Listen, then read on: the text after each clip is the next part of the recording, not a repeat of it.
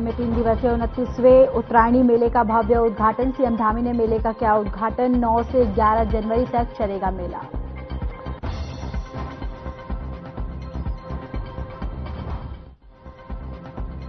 खटीमा दौरे पर सीएम धामी ने चकरपुर स्पोर्ट्स स्टेडियम का किया लोकार्पण। सीएम ने खिलाड़ियों का किया उत्साहवर्धन।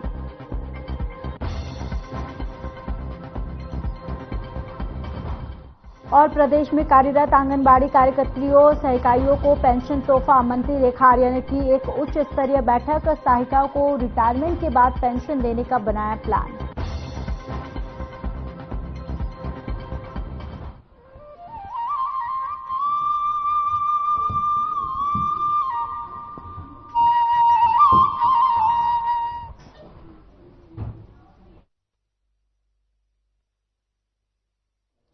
नमस्कार, बहुत स्वागत है आप सभी का उत्तराखंड के बुलेटिन में। मैं हूं आपके साथ ज्योति यादव। चलिए बुलेटिन की शुरुआत करते हैं। उत्तराखंड के बरेली क्लब के मैदान में 3 दिवसीय उत्तरायणी मेले का भव्य उद्घाटन मुख्यमंत्री पुष्कर सिंह धामी के द्वारा किया गया है। बताते चले कि उत्तरायणी मेला जो है उसका आयोजन किया गया है। उत्तरायणी जन कल्याण समिति द्वारा आयोजित यह 29वां उत्तरायणी मेला 9 से 11 जनवरी तक चलेगा। इस दौरान सांस्कृतिक कार्यक्रमों की प्रस्तुति के लिए उत्तराखंड के विभिन्न जिलों से आए कलाकारों ने अपनी प्रतिभा दिखाई। मेले में 100 से अधिक स्टॉल लगाए गए थे, जहां पहाड़ की प्रसिद्ध बाल मिठाई, बांस के अचार के साथ खानपान के अन्य सामान उपलब्ध थे। आपको बताते चले कि उत्तरायणी मेले का इतिहास लगभग 100 साल पुराना है। उत्तरायणी मेला कुमाऊं क्षेत्र के बागेश्वर जिले में हर साल 14 फरवरी को मकर संक्रांति के अवसर पर मनाया जाता है। ये मेला न केवल धार्मिक महत्व रखता है, बल्कि कुमाऊं की समृद्ध सांस्कृतिक धरोहर को भी पारदर्शिता यानी कि प्रदर्शित करता है।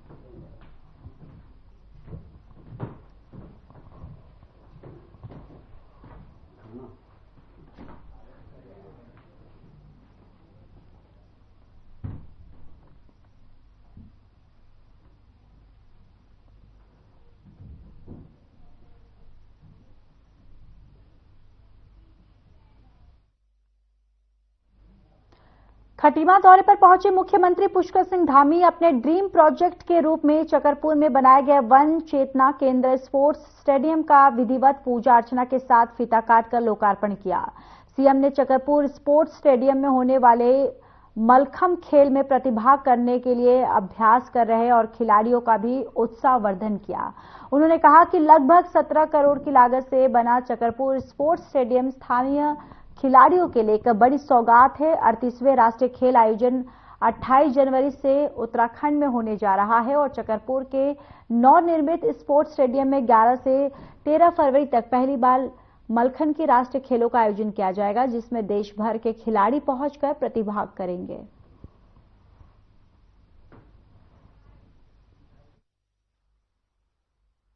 अवसर है कि हमको मेजबानी का अवसर मिला है। हम पूरी तरह से तैयार हैं। हमारी तैयारियां अंतिम चरण पर हैं और 28 तारीख आने से पहले ही सब कुछ तैयारियां पूरी हो जाएंगी। 28 तारीख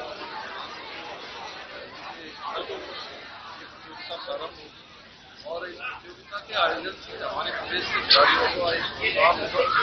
पूरे प्रदेशवासियों के लिए एक बड़ा अवसर होगा कि हम देश के 10,000 से ज्यादा खिलाड़ियों का अपने देवभूमि में स्वागत करें। उत्तराखंड का नाम खेलों के क्षेत्र में स्थापित होगा और पूरे देश में हमारा नाम जाएगा।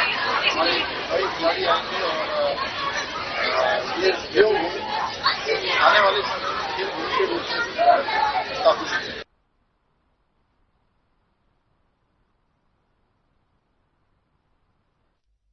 कैबिनेट मंत्री सौरभ बहुगुणा ने नगर निकाय चुनाव ने बीजेपी की बड़ी जीत का दावा किया। प्रेस वार्ता करते हुए कैबिनेट मंत्री ने उत्तराखंड में अल्मोड़ा नगर निगम सहित 95% सीटों पर जीत का दावा किया। कैबिनेट मंत्री ने कहा कि राज्य बनने के बाद कांग्रेस ही अल्मोड़ा नगर में काबिज हुई है, लेकिन इस बार बीजेपी के पक्ष में माहौल पलटा है। बहुगुणा ने बीजेपी के पक्ष में वोट अपील करने के लिए बहुगुणा ने कहा कि बीजेपी का मेयर बना तो अल्मोड़ा में ऐतिहासिक काम किए जाएंगे।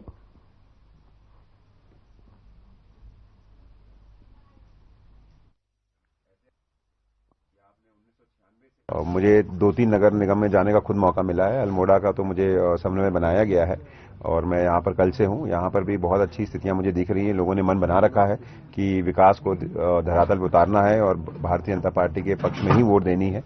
अल्मोड़ा के नगर निगम की स्थिति सुधारनी है तो भारतीय जनता पार्टी के पक्ष में वोट देनी है।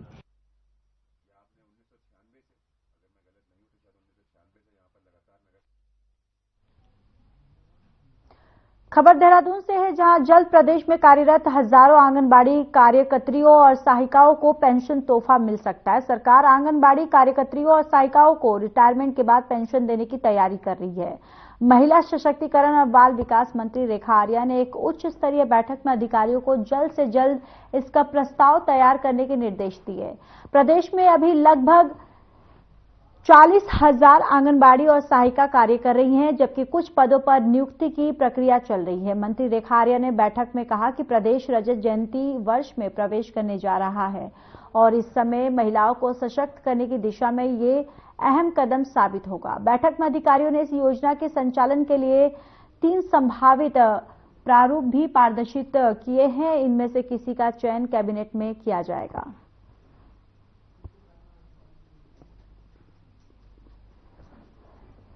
विभाग में संचालित योजनाओं को लेकर समीक्षा की गई है, जिसमें हमारे जिला कार्यक्रम अधिकारी जनपदों से वर्चुअली जुड़े हुए थे, जिसमें हाल ही में हम लोगों ने जो ग्रामीण क्षेत्र में हमारी आंगनबाड़ी कार्यकर्ती हूँ, हमारी सहायिकाएं हूँ, लगभग 7,000 पद जो है उसके सापेक्ष जो है कितने आवेदन किए गए हैं इसकी समीक्षा की गई है। जबकि आवेदन की अभी अंतिम तिथि 31 जनवरी तक है, तो अभी जानकारी दी गई है कि लगभग 20,000 लोगों ने जो है 7,000 पदों के सापेक्ष आवेदन कर चुके हैं, जिससे ये प्रतीत होता है कि आंगनबाड़ी कार्यकर्ती अथवा सहायिका की रूप में सेवा करने के लिए महिलाएं लगातार जो है तत्परता के साथ में जो है उसके लिए इच्छुक हैं।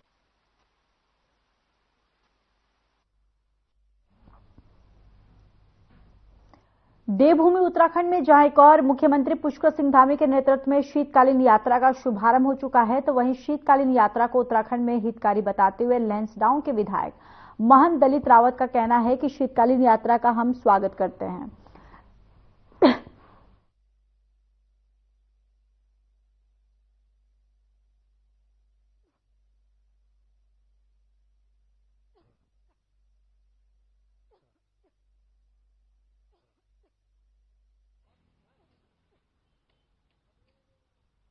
शीतकालीन यात्रा निश्चित रूप से उत्तराखंड के लिए बहुत ही अच्छा कदम है और मैं समझता हूं कि 12 महीने अगर यहाँ पर्यटक आएगा, दर्शनार्थी आएंगे तो निश्चित रूप से यहाँ का फायदा होगा, लाभ होगा। लेकिन मैं ये भी स्पष्ट करना चाहता हूं कि कई मंदिर ऐसे हैं कि जिनमें 6 महीने का प्रावधान है पूजा का, तो निश्चित रूप से उसका भी ध्यान रखना चाहिए। जो हमारी परंपराएं, जो हमारा एक हिंदू धर्म का जो एक लाइन खींची हुई है, उस लाइन का उल्लंघन नहीं होना चाहिए। जाने में असमर्थ रहूंगा, मैं जाने में असमर्थ रहूंगा। भाई इसका तो तुम बोल रहे हो भाई।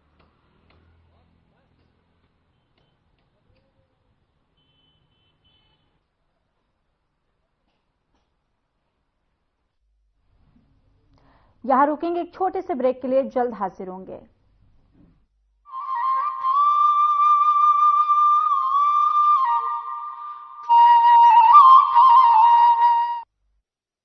देवभूमि उत्तराखंड अब खेल भूमि बनने को है तैयार। पहली बार राष्ट्रीय खेलों के आयोजन से उत्तराखंड बनाएगा नई पहचान। 28 जनवरी से 14 फरवरी 2025 तक आयोजित होने वाले नेशनल गेम्स की तेजस्विनी मशाल और शुभंकर मौली देश भर के खेल प्रेमियों को लुभा रहा है। इस ऐतिहासिक अवसर को सफल बनाने के लिए राज्य में खेलों का बेहतरीन इंफ्रास्ट्रक्चर तैयार किया गया है, जहां प्रदेश के खिलाड़ी जमकर पसीना बहा रहे हैं। और 30वें राष्ट्रीय खेलों में एथलेटिक्स, हॉकी, साइकिलिंग जैसे 35 से ज्यादा खेलों में देश भर के करीब 10,000 खिलाड़ी अपना हुनर दिखाएंगे। राष्ट्रीय खेलों के आयोजन से उत्तराखंड की खेल प्रतिभाओं को एक नया मंच मिलेगा। प्रदेश में स्पोर्ट्स इकोसिस्टम तैयार होगा, जिससे खेलों के प्रति ज्यादा से ज्यादा युवाओं का रुझान बढ़ेगा। राष्ट्रीय खेलों से चमकेगा उत्तराखंड, खेलेगा उत्तराखंड, जीतेगा उत्तराखंड।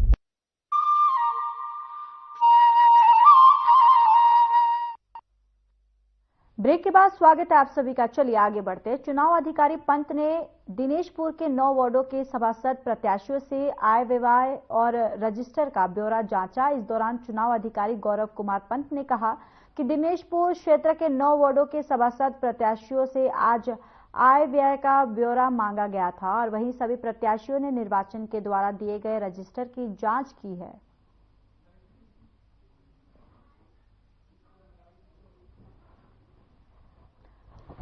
तो देखिए 9 वार्ड के सभासद प्रत्याशी जो है इसमें शामिल हुए और आपको बताते चले कि पूरा ब्यौरा जो है इस दौरान चेक किया गया है और प्रत्याशियों से आय व्यय का जो ब्यौरा है वो भी उनसे मांगा गया है।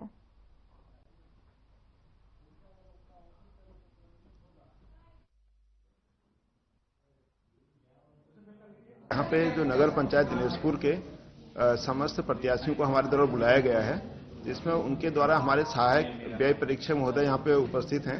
तो जो भी अभी तक उनके द्वारा अपना खर्च किया गया है उनका एक बार हम लोग चेक करेंगे। उसके अलावा जो रजिस्टर 2 हैं, रजिस्टर 2 क है और रजिस्टर 2 ख है, उनको एक बार हमारे द्वारा प्रथम स्क्रूटनी की जा रही है।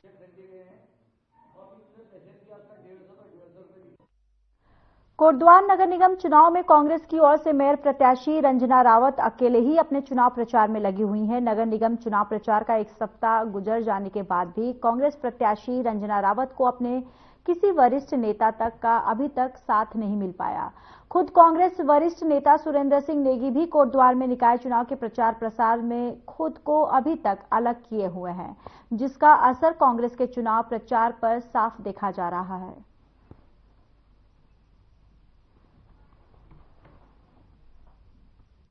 माननीय पूर्व मंत्री सुरेंद्र सिंह नेगी जी बहुत जल्दी चुनाव प्रचार में आने वाले। आपने कल ही देखोगे कि हमारे प्रदेश नेतृत्व ने एक स्टार प्रचारकों की लिस्ट जारी की है, जिसमें माननीय सुरेंद्र सिंह नेगी जी का भी नाम है। तो इसमें बहुत जल्दी हमारे सारे जो स्टार प्रचारक हैं वो मैदान में उतरने वाले हैं और उनमें माननीय सुरेंद्र सिंह नेगी जी भी बहुत जल्दी प्रचार में आने वाले हैं।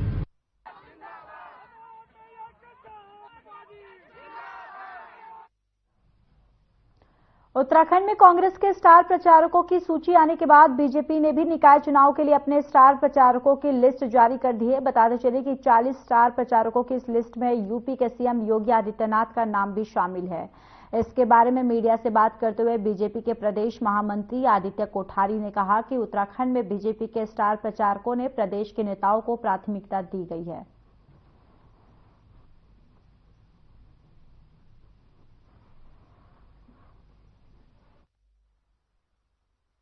स्टार प्रचारकों ने अपने प्रदेश के नेताओं को वरीयता दी है और कुछ जगह से, नगर निगमों से, कुछ बड़े स्टेशनों से उत्तर प्रदेश के मुख्यमंत्री आदरणीय योगी आदित्यनाथ जी की भी डिमांड आई है कि योगी आदित्यनाथ जी की कुछ सभाएं कराई जाएं। तो हमने माननीय मुख्यमंत्री उत्तर प्रदेश आदरणीय योगी आदित्यनाथ जी को भी अपने स्टार प्रचारकों की सूची में शामिल किया है।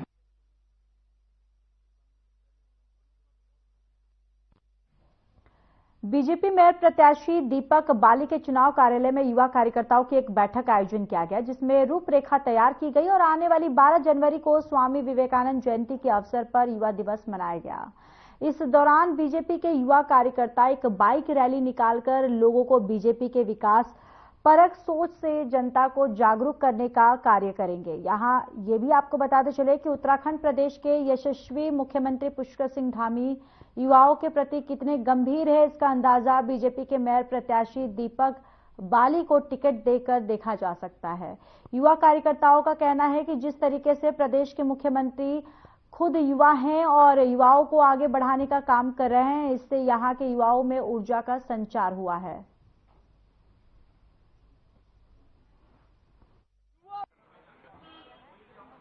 युवा मोर्चा द्वारा प्रत्येक दिन डोर टू डोर कन्वेंसिंग की जा रही है और जब हम डोर टू डोर पहुंचते हैं तो हमें बाली जी के लिए बहुत अच्छा समर्थन मिलता है और भाजपा के नाम से लोग हमें अपने घर में आमंत्रित करते हैं कि आप आइए, आप भाजपा के प्रतिनिधि हैं, आप हमारे यहाँ बैठिए। तो हमें बहुत गर्व भी महसूस होता है कि हम भारतीय जनता पार्टी के कार्यकर्ता हैं और हम युवा कार्यकर्ता हैं। देखिए, युवाओं का एक बड़ा महत्व होता है चुनाव में और हमारे भारतीय जनता पार्टी में एक नारा है कि एक बूथ और 10 यूथ। एक बूथ और 10 यूथ, यानी कि हमारे इन 160 बूथों में 1600 हमारे कार्यकर्ता युवाओं के रूप में भारतीय जनता पार्टी का कार्य कर रहे हैं। और हमारी एक 12 तारीख को, जैसे कि अभी आपको बताया होगा, राष्ट्रीय युवा दिवस के रूप पर एक विशाल रैली निकलने जा रही है। अभी उसकी बैठक हमारी युवा मोर्चे की कार्यालय में संपन्न हुई है। काशीपुर दीपक बाली जी के उसमें चुनाव लड़ रहा है और हम बहुत बड़ा इतिहास रचने वाले हैं और हमारी जीत बहुत शानदार होगी। और हमारे जो माननीय प्रधानमंत्री मोदी जी हैं एंड हमारे मुख्यमंत्री धामी जी हैं, उनके ही उसमें हम लोगों का पूरा कार्यकर्ता है और सब ये लोग उसमें काम कर रहे हैं। और दीपक बाली जी जो करते हैं, जो बोलते हैं, वो करके दिखाते हैं और बहुत ही सहज और सरल और सकारात्मक व्यक्तित्व वाले व्यक्ति हैं। और हमारे जो 41 कैंडिडेट्स हैं 41 के, वो सारे के सारे जीत रहे हैं। और अब दिन पर दिन सारी जो जनता है और जो जनसंपर्क हम लोग कर रहे हैं और हमारी जनता है, वो सब हमारे साथ खड़ी है।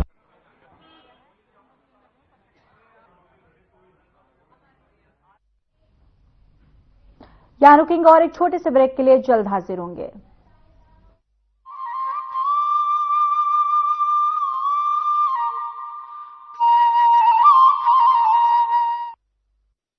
उत्तराखंड हर वर्ष गर्मियों के महीनों में लाखों चार धाम यात्रियों और श्रद्धालुओं का स्वागत करती है।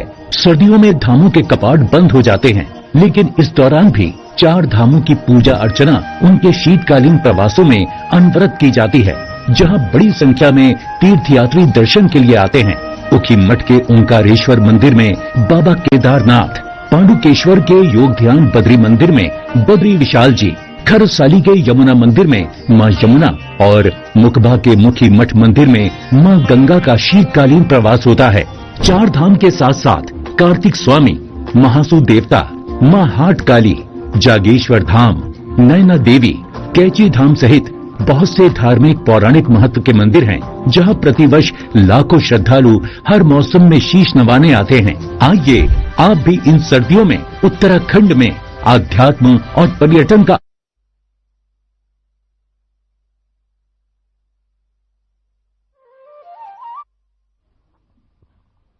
ब्रेक के बाद स्वागत है आप सभी का। चलिए अब आगे बढ़ते हैं। कांग्रेस प्रदेश अध्यक्ष करण माहरा ने बीजेपी को सलाह दी है कि वो पहले अपना कुनबे को संभालें, क्योंकि पार्टी से 70 ऐसे कार्यकर्ता हैं जो निर्दलीय चुनाव मैदान में हैं और बीजेपी के लिए चुनौती का कारण बने हुए हैं। इसलिए अभी बीजेपी को कांग्रेस में क्या चल रहा है इस पर ध्यान देने के बजाय इस पर ध्यान देना चाहिए कि अपने बागियों पर किस तरीके से कार्रवाई करे। साथ ही उन्होंने कहा कि कांग्रेस के बारे में सोचना बीजेपी छोड़ दे, क्योंकि कांग्रेस को किस रणनीति के तहत कार्य करना है उसके लिए कांग्रेस पूरी तरीके से स्वतंत्र और तैयार है।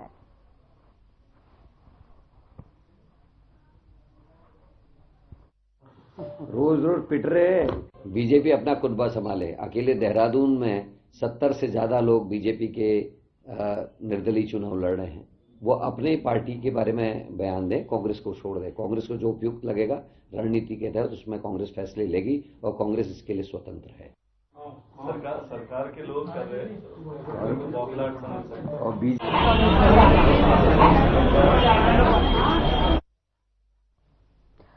खटीमा तराई बीज निगम के मैदान में स्थित उत्तरायणी कौतिक मेला स्थल से कुमाऊं सांस्कृतिक उत्थान मंच और क्षेत्र की जनता के सहयोग से इष्ट देव गोलजियो की अगुवाई में खटीमा के मुख्य मार्ग पर विशाल सांस्कृतिक रंग कलश यात्रा निकालने के साथ ही उत्तरायणी कौतिक मेले का शुभारंभ किया गया।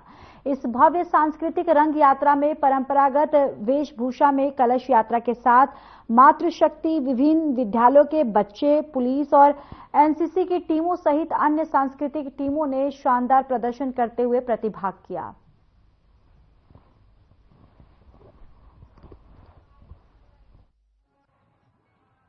आनंद से लगभग 2 दशकों से यहाँ पर खटीमा वालों के सहयोग से उत्तरायणी कौतिक का आयोजन कर रही है और इस वर्ष विशेष है।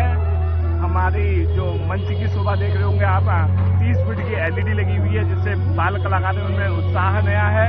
और ये जो मंच पंडाल है, हमारे साउंड की व्यवस्था हमने बाहर से हल्द्वानी से हायर की है, जिससे कि जो कलाकार परफॉर्मेंस करे उसकी आवाज में रुकावट ना हो। और लोक संस्कृति की बयार तो आपने देखी होगी, आज जब हमारी शोभा यात्रा निकली थी पूरा शहर यूं लग रहा था कि जैसे ये हरिद्वार है या कहीं हम ऐसे धार्मिक स्थल पे आ गए हैं। और आज नगर में नगर कीर्तन भी है, एक बड़ा शुभ अवसर मिला है। और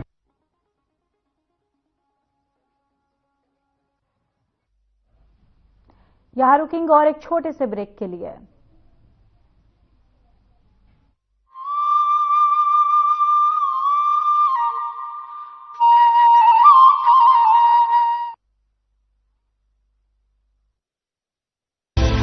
विंटर टूरिज्म का बेहतरीन केंद्र है उत्तराखंड। जहां नजर उठाएं प्राकृतिक सौंदर्य ही पाएं। परिवार के साथ शांति की तलाश हो या चाहिए दोस्तों के साथ थोड़ा थ्रिल, सब कुछ मिलेगा यहाँ। आइए Uttarakhand. Eco tourism, wildlife tourism, adventure tourism, हर तरह के विकल्प हैं मौजूद। जंगलों में लीजिए ट्रैकिंग का मजा, बर्फ से ढकी वादियों में स्कीइंग का लुत्फ, खूबसूरत रास्तों पर माउंटेन बाइकिंग, खुले आकाश में पैराग्लाइडिंग और रॉक क्लाइंबिंग का अपना है रोमांच। मशहूर टूरिस्ट स्पॉट्स के साथ साथ प्रकृति की गोद में बसे हजारों होम स्टे में मिलता है स्थानीय संस्कृति और पारंपरिक जीवन शैली से रूबरू होने का मौका। उत्तराखंड में हर अनुभव, हर गुजरा पल जिंदगी भर की यादें बन जाता है। आप भी उत्तराखंड में पर्यटन का आनंद उठाइए। आइए उत्तराखंड।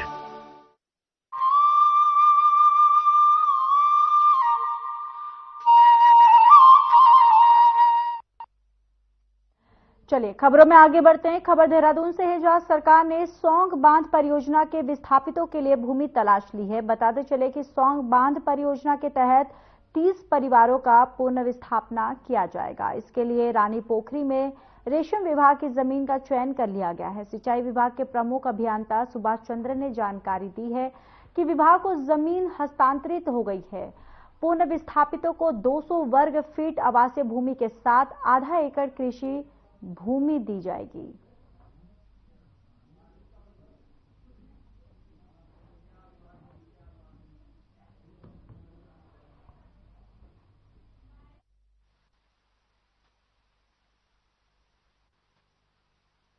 दरअसल 30 हमारे पूर्ण विस्थापित परिवार हैं और 107 हमारे आंशिक विस्थापित परिवार हैं। तो जो पूर्ण विस्थापित परिवार हैं 30, तो उनको हम लोग 200 वर्ग मीटर का आवासीय भूखंड भी दे रहे हैं और आधा एकड़ कृषि भूमि भी दे रहे हैं। तो वैसे परिवारों को जो पूर्ण विस्थापित हैं उनको विस्थापित करने के लिए रानी पोखरी में लिस्टराबाद और रानापुर ग्रांट में हम लोगों ने रेशम विभाग की और उद्योग विभाग की भूमि को चिन्हित किया था।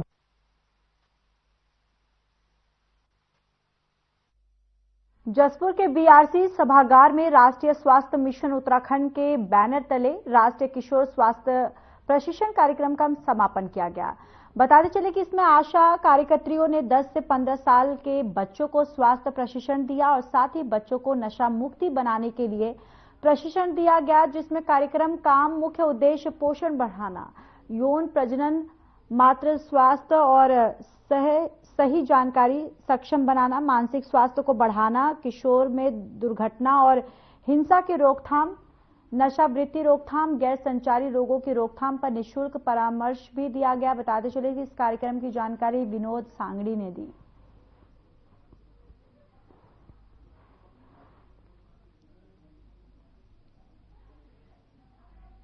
कार्यक्रम का नाम है राष्ट्रीय किशोर स्वास्थ्य कार्यक्रम। इसमें हमने अपने ब्लॉक में जसपुर में 145 पीयर एजुकेटर नए बनाए हैं। स्वास्थ्य विभाग ने राष्ट्रीय किशोर स्वास्थ्य कार्यक्रम के द्वारा इनको अपने क्षेत्र में स्वास्थ्य के प्रति बच्चों को जागरूक करना। 10 से 19 वर्ष का इनका टारगेट है। 10 से 19 वर्ष के बच्चों को ये स्वास्थ्य के प्रति जागरूक करेंगे। उसमें बहुत सारे जैसे हमारे हैं न्यूट्रिशन के बारे में, हाइजीन के बारे में, स्वच्छता के बारे में।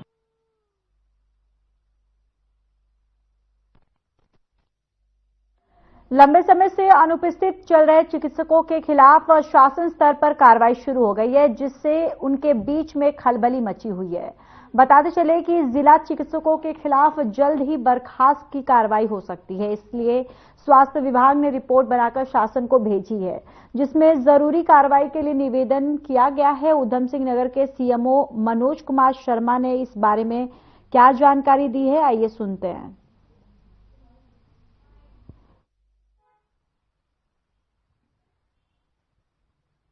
एडवाइजरी जारी कर दी है, अपने अस्पतालों को भी अलर्ट कर दिया है कि भाई इस तरह की नहीं बनाएंगे, लेकिन सर्दी जुकाम बुखार के अगर केसेस कहीं पे जाकर देखने के निर्देश दिए गए ताकि बाकी सामान्य जनता के साथ मिक्सिंग ना हो। इनके लक्षण क्या है? जैसे लक्षण वही जो सामान्य जुकाम बुखार पे सामान्य कोई बीमारी हो जो वो हमारे बच्चों को और बूढ़े लोगों को ज्यादा प्रभावित करती है, क्योंकि इनमें रोग बहुत ज्यादा वो प्रभावित।